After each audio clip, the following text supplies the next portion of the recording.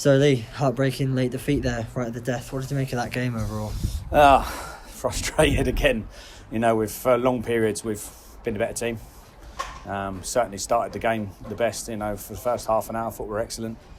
We've had 2 or 3 chances, 5 or 6 shots on target in the first 20 minutes, and they'll probably find themselves fortunate to be 1-0 down at half time rather than 2 or 3. And my ask at half time was more the same, but just make sure we keep a clean sheet.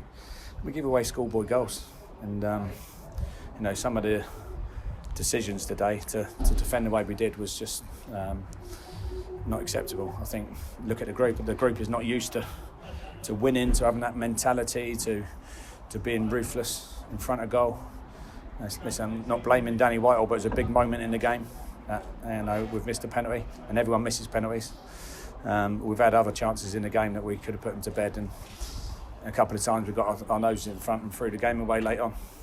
Is that unfortunately a bit of the story of our season? All for our positive attacking threats, just a few sloppy goals at the back has cost us. We've been opened up by a couple of poor decisions for people to get inside fullbacks, and for decisions to clear the ball when we shouldn't be, and listening to the goalkeeper behind us. And listen, the lads are holding their hands up, but that don't give us 3 points back. Those decisions are the ones that make you a good team, good players, or not.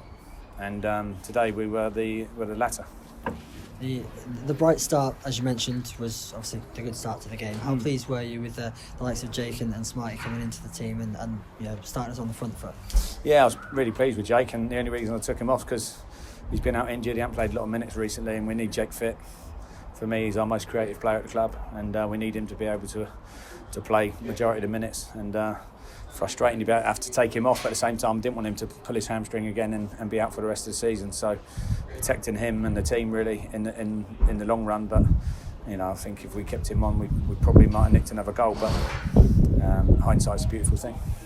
The first 5 minutes of the second half ultimately proved to turn the entire game around. Obviously, they got ahead.